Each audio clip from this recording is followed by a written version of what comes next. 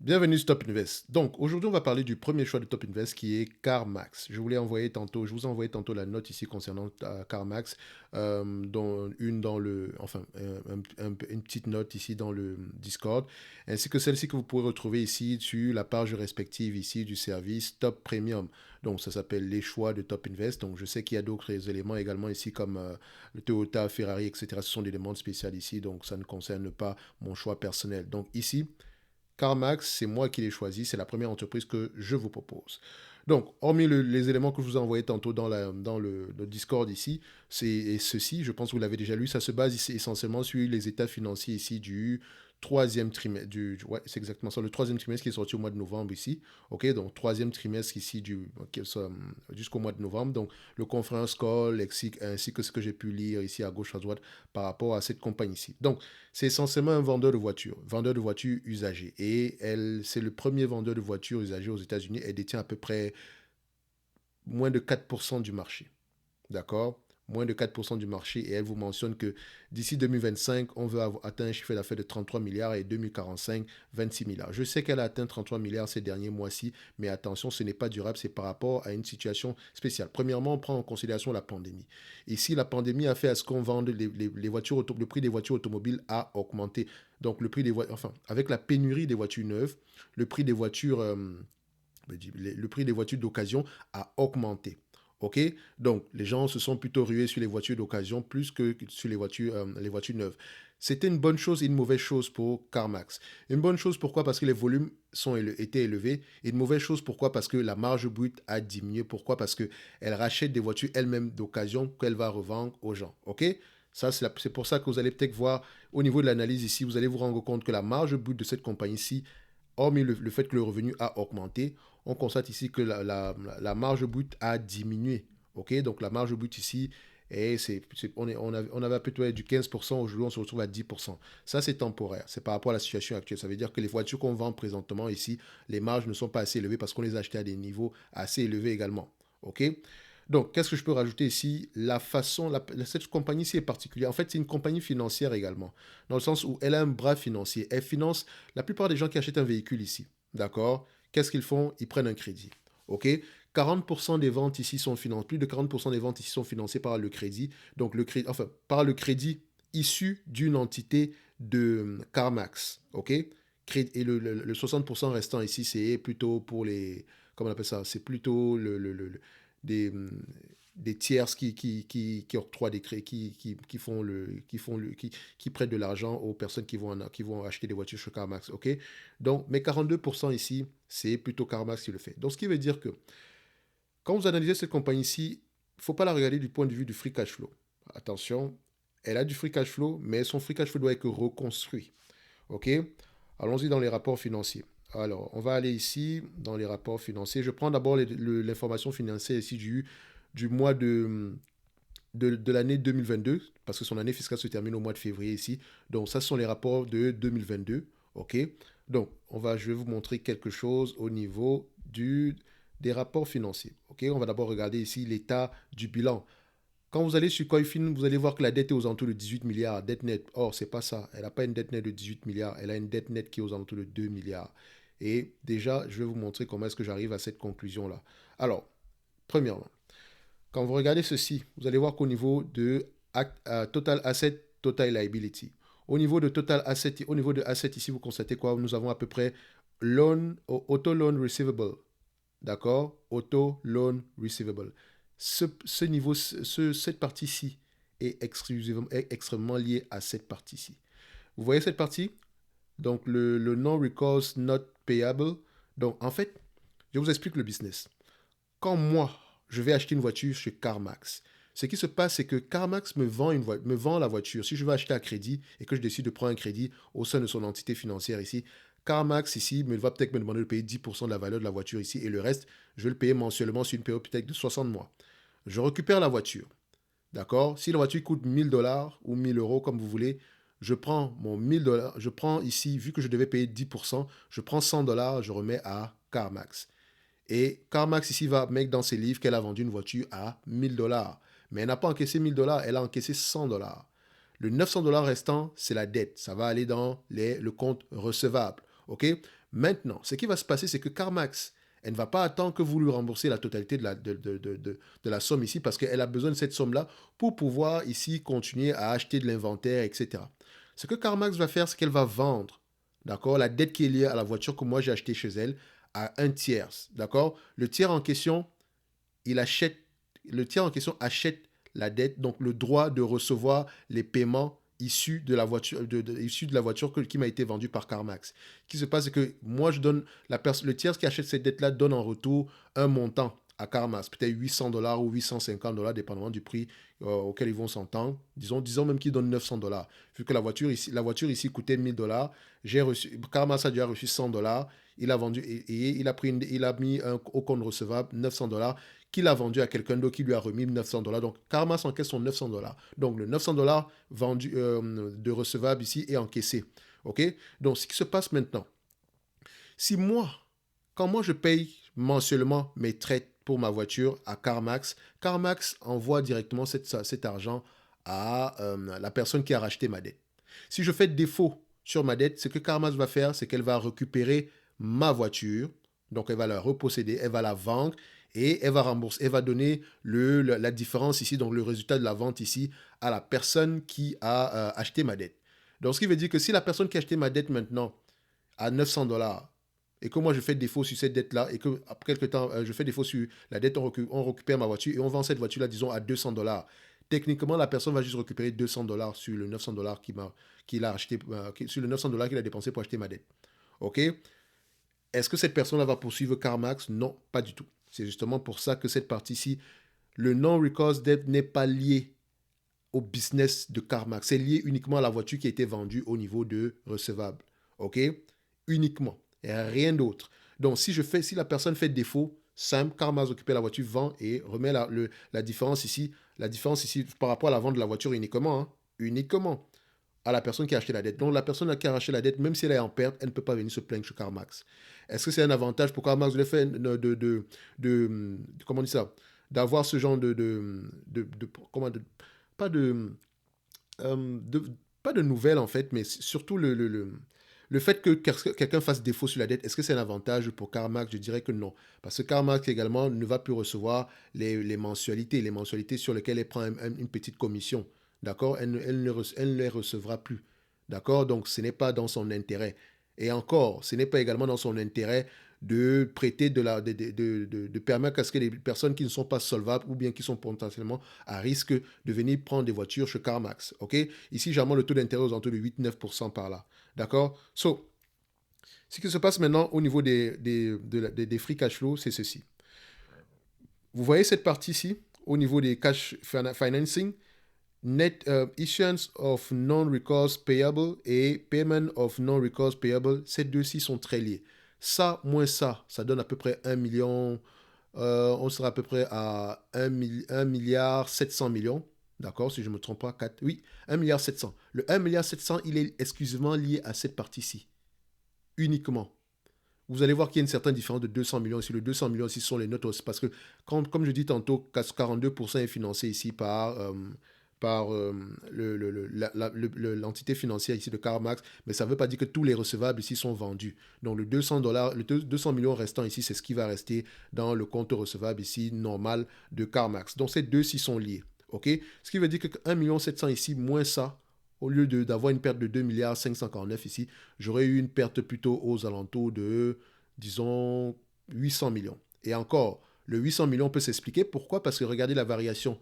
L'inventaire a augmenté, net increase en parenthèse, a augmenté. Pourquoi? L'inventaire a augmenté parce que la valeur des véhicules dans l'inventaire a augmenté. Donc, dans la valeur des véhicules qu'on n'a pas encore vendus a augmenté, ainsi que la valeur des véhicules qu'on a dû racheter ici, d'accord, pour la dépense, pour améliorer l'inventaire, d'accord. Sa véritable dépense en capital ici, c'est son inventaire. Faites attention. C'est pour ça que ça sera à ce niveau-ci. D'habitude, on a 300 millions. Ici, on a 1 milliard 900. Donc, c'est un impact ici temporaire.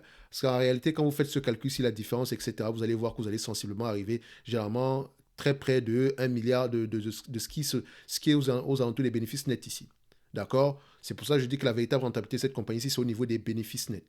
Si vous voulez regarder les free cash flow ici, vous êtes en train de faire une erreur. C'est pas qu'elle n'a pas de free cash flow, elle en a, mais sauf que la façon dont elle présente ses résultats ici, elle n'a pas le choix que de les mettre comme ça, parce que ces deux éléments-ci devraient être plus hauts. D'accord? Donc, CarMax n'a pas de free cash flow négatif. CarMax n'a pas une dette de 15 milliards. CarMax n'a pas une dette de 18 milliards, mais une dette de 15 milliards. Excusez-moi, elle n'a pas une dette de 18 milliards, mais une dette de 2 milliards. Le 2 milliards ici, quand vous allez dans les rapports financiers ici du troisième trimestre 2022, donc ceux qui sont sortis au mois de novembre, vous allez voir ici que, bon, et c'est toujours la même chose, hein, vous voyez ici, on est même en positif. Vous voyez ici que loan receivable, 1 milliard ici. Et vous allez voir ici, quand vous faites la différence de ces deux-ci, vous allez trouver à peu près 5, à peu près aux alentours de 800 millions par là. D'accord? Vous allez voir que ça sera ça, plus ça. On est aux alentours ici de 2 milliards 400. Moins ça, on sera peut-être à 2 milliards de cash. Donc, juste à ce niveau-ci, à partir de cette période, les 9 premiers mois de l'année. D'accord? On sera à peu près aux alentours de 2 milliards de free cash flow. Par là. OK? Si on les reconstruit. Donc, faites très, très attention. Et vous allez voir ici que l'inventaire est maintenant positif. D'accord? L'inventaire est positif. Et ça, c'est temporaire également. Parce que l'inventaire va revenir à une certaine normale. OK? So, pour revenir ici à ce que je disais, au niveau de la dette ici, quelle est la dette nette? La dette, même pas la dette, mais la dette brute actuelle. C'est 1,9 milliard plus 112 millions. Ici, on est à peu près à 2 milliards par là. J'arrondis à 2 milliards. Parce qu'elle a du cash net également ici que je pourrais utiliser, mais je vais mettre 2 milliards. OK? Une fois que c'est compris, dites-vous ceci. CarMax est dans un marché qu'elle domine, premièrement, et elle domine ce marché-là en ayant uniquement 4% de part de marché. 4%. Ça vous laisse entrevoir le potentiel de croissance ici. OK? Donc, en moyenne, c'est une compagnie qui a une croissance aux alentours ici. Quand vous regardez, c'est sur les 10 dernières années. D'accord? Donc, on ferme ça. Les 10 dernières années ici. Pour CarMax, on a à peu près une croissance aux alentours de 11%. Sur les 5 dernières années, 13%. Sur les 3 dernières années, 16%. OK? Donc, CarMax a une croissance au moins de 10%. Et ça peut continuer pendant très, très longtemps. Encore, CarMax vend ses voitures ici sur un modèle omnichannel. C'est-à-dire qu'elle vend en ligne et également elle vend elle vend une partie en ligne et également elle vend également un pourcentage ici en magasin, d'accord, dans ces différentes concessions. D'accord? Parfois, certaines personnes font toute la transaction en ligne. Donc, du choix de la voiture au financement, tout en ligne. Parfois également, d'autres personnes font le financement en ligne avant de venir acheter la voiture, d'aller choisir la voiture. OK? So, cette compagnie-ci, pour l'évaluer maintenant, il faut regarder les bénéfices nets. Et quand on regarde les bénéfices nets ici en termes de marge, d'accord? Margin, net income margin ici, margin. Donc, quand on prend les net income margin sur les 12 derniers mois, vous allez voir qu'on est ça baisse ici, mais c'est temporaire. Parce que le grosse margin a diminué, etc. Parce qu'on vend ici des voitures qu'on a achetées à des prix plus élevés. On les vend ici à des prix actuels. C'est pour ça que vous avez ce niveau, vous avez cette baisse-ci. Mais c'est temporaire. Parce que quand vous prenez ici la moyenne, vous allez arriver aux alentours de la moyenne ici sur les 10 dernières années. Vous êtes à 3,87. Sur les 5 dernières années, 3,85. D'accord? C'est bien ça? Oui, je vais le mettre ici en yearly, plus facile. Je vais prendre ici 3,72. Sur les 10 dernières années, c'est 3,78. Sur les 5 dernières années, 3,72. Je vais mettre 3,72. On va faire simple. Vous allez voir qu'on sera toujours sous-évalué. Le 27 milliards 280 ici, c'est par rapport à l'estimation des années. Je vous rappelle qu'elle a eu une période exceptionnelle ici en 2021-2022 ici. Donc, la raison pour laquelle le revenu va avoir tendance à diminuer, mais de manière temporaire. D'accord? C'est pas parce que le business est en décroissance ou quoi. Non, non, non, pas du tout. Il y a eu des ventes très élevées ici pendant une courte période de temps, ce qui n'est pas normal. Donc, on sera à 27 milliards 280 selon l'estimation des années sur les 12 prochains mois. D'accord? Donc, de décembre 2023 ici, dans un environnement. Enfin, ça peut également continuer à diminuer. Dans tous les cas de figure, c'est une compagnie de croissance. Donc, ici, de 27 milliards 280. Le nombre d'actions, 159 millions d'actions. Le PER moyen de cette compagnie-ci est aux alentours de 20 fois les bénéfices. D'accord? Vous savez comment on le calcule ici déjà. D'accord? Donc, vous allez prendre ici le price to earning ici. Vous allez juste le faire comme ça. Vous allez mettre la médiane. OK? Et vous prenez la médiane ici. Vous allez voir sur les 10 dernières années. Sur les 5 dernières années, c'est 18%. Sur les 10 dernières années, c'est 19%. Sur les 20 dernières années, c'est à peu près 20%. Excusez-moi, c'est 20 fois les bénéfices. 19, 20 fois les bénéfices. Donc, je vais pris ici 20 fois les bénéfices. OK? 20 fois les bénéfices. La dette nette ici est de 2 milliards. moins que 2 milliards même, parce que je vous ai dit que j'ai pris la dette, pas la dette nette. OK? Donc, il a pris la dette brute. Maintenant, 27 milliards 280, d'accord, multiplié par 0.0372, ça donne ici 1 milliard 14 millions. Multiplié par 20 fois les bénéfices, moins la dette nette de 2 milliards, divisé par le nombre d'actions qui est aux alentours ici de 159 millions d'actions, on arrive à 115 dollars l'action. À 20 fois les bénéfices, c'est 115 dollars l'action, sans prendre en considération une quelconque croissance. Je vous rappelle que le management a dit qu'elle vise à peu près 45 milliards d'ici 2026. D'accord? Admettons qu'on atteigne ce 46 milliards-là. Et je vous rappelle qu'à 46 milliards, on a même pas 5, on a à peine 5% et plus du marché. D'accord? Des véhicules d'occasion aux États-Unis. Donc, si on va sur ce postulat-là, ce qui va se passer, c'est ceci. 45 milliards multiplié par 0.0372, d'accord, fois 20 fois les bénéfices, moins la dette nette de 2 milliards, divisé par le nombre d'actions à 0.159, vous arrivez à combien? 198 dollars l'action, presque 200 dollars l'action.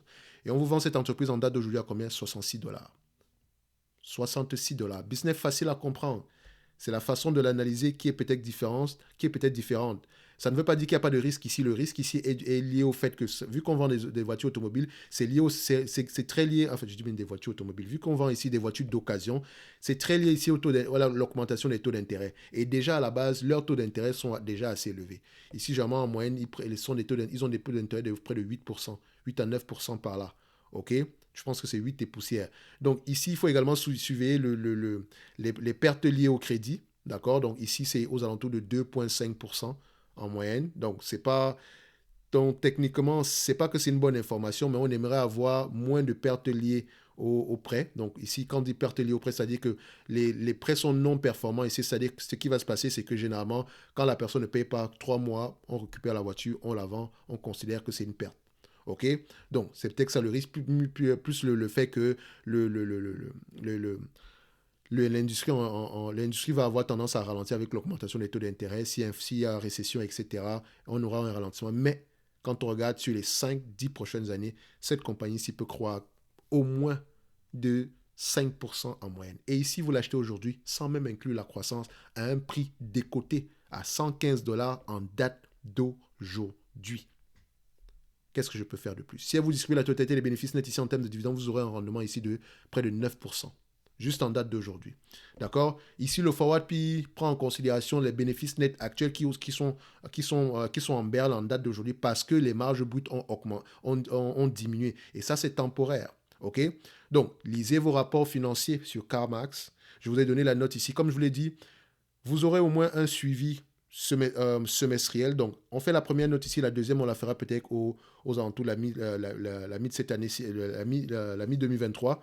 S'il y a quelque chose d'exceptionnel, on va en parler également. Ici, on fait le suivi jusqu'à ce que l'hypothèse de départ ne soit plus vérifiée, ou bien jusqu'à ce qu'on atteigne ici la valeur qui a été la valeur qui est aux alentours de 115 dollars l'action, sans prendre en considération la croissance, bien sûr, parce que techniquement, on pourrait garder cette compagnie jusqu'à 200 dollars. Moi, je vous dirais, si cette compagnie vous intéresse, sachez que 2023, peut-être 2024, elle va souffrir, mais en date d'aujourd'hui, le prix est tout simplement correct. Le prix est tout simplement très, très, très intéressant. OK? Donc, ce genre d'information, la vidéo en question, présentement, elle est privée. Vous la gardez uniquement pour vous, OK? Parce que vous avez payé pour ça. Il y a d'autres entreprises qualitatives ici. Donc, j'aurais peut-être pu parler ici de Google, d'Amazon qui sont sous-évalués. D'accord? Comme je vous l'ai dit, vous aurez 2 entreprises par mois. Ça, c'est la première. La deuxième arrive ici au courant de la semaine. Donc, ça, c'était la première vidéo pour cette compagnie-ci et on fera le suivi comme d'habitude. Sinon, si vous avez des questions, on se donne rendez-vous dans le Discord. OK? Merci.